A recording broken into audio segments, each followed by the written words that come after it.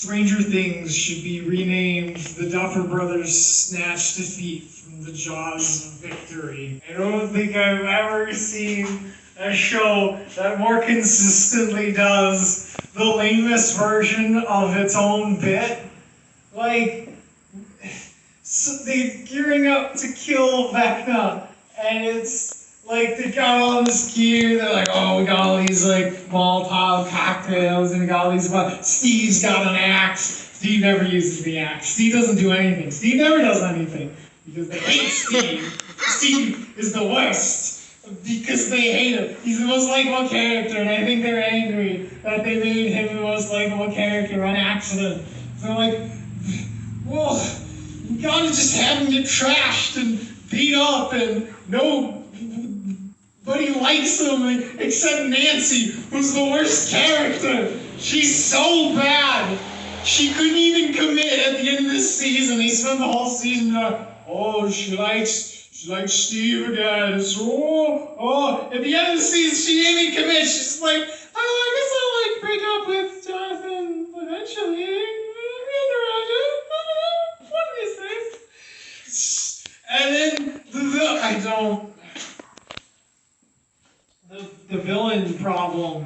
You guys know, if you defeat the villain every season, I don't no longer believe the villain might have a chance at winning, right? You even went out of your way this season, you're like, oh, we got a brand new villain. That he's like super scary for real. He's like an homage to Freddy Krueger. He's basically literally Freddy Krueger. He's got the claw. He attacks your mind. They even had Robert Englund in one episode. It wasn't even subtle. Like it's literally just the Duffer Brothers are incapable of making new things. It's just repackaged the 80s. I know we always knew that it was like, oh, it's like a little bit of 80s. That's just the 80s. They're just stealing plot points at this point. It's not even the new tape. It's just repackaged. It's literally just repackaged, but worse. And this is supposed to be a show about kids, and they're all like 20 now. And it's like, alright, I think, yeah, they're always gonna grow up, but it's just like, I feel like the show used to be about kids fighting monsters and having fun while horrible things are happening around it. Now it's about a bunch of angsty teens angsting around while horrible dark stuff happens around them. There's no less than like 4 love subplots in this show. Actually, there might be 5. Let's see. These guys not happening. We got Steve and Nancy.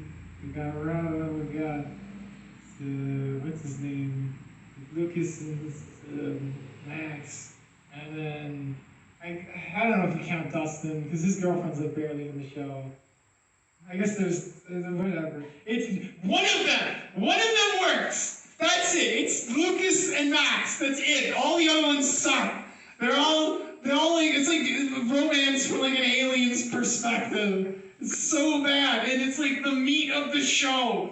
People are like, oh yeah, it's so cool, and Nancy does that thing with the shock. It's like, that's the entire show is just people pining after other people, and then occasionally somebody dies by a big monster thing. That's the show. It's not good. You're just eating up those member berries for the 80s. Duffer Brothers guy you fixed, the guy you figured out, is not good. It's not even, doesn't even have the decency to be truly awful. It's just kind of a Why is the last episode 2 hours long? The last 30 minutes is like wrap up. The only reason there should be 30 minutes of wrap up in any TV show is if it's like the last episode of the entire franchise. This is 30 minutes of just people hammering up sheds and being like, oh man, isn't it sad that that lovable character we introduced this season died again? Oh wait, we do that every season. It's just except this season they did it like 3 times. because they're too much of cowards to kill a main cast member, so they just gotta make you fall in love with a new character each season, so they can just kill them off for the emotional pity points. Boy, how interesting would it have been if it turned out that Eddie actually was Vecna? Like, wouldn't that be way more interesting? And this is all part of his evil Dungeons and Dragons campaign, but for real? That would have been way more interesting than number one. Oh, what a twist. Number one was also Vecna. I'm so surprised by all the signposting you did that. It was actually very obvious. I don't know why that was a twist. Number one is almost the series' saving grace, but also what ruins it. He's so late in the show, and then it's like, okay, all right, we got like an actual real villain, not like the Mind Flayer, which is just a big space spider. It's like, oh yeah, we got a real intelligent thing. And then if you ignore that he's just Freddy Krueger, but then it's like, so he's behind the Mind Flayer? Wait, why is he behind that doesn't make any sense. If he was behind this all along, why didn't he like leave the Upside Down when he had the chance, like 3 times over the course of the past 3 seasons?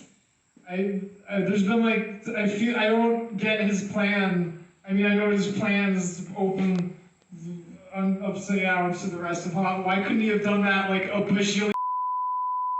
In short, Matt out.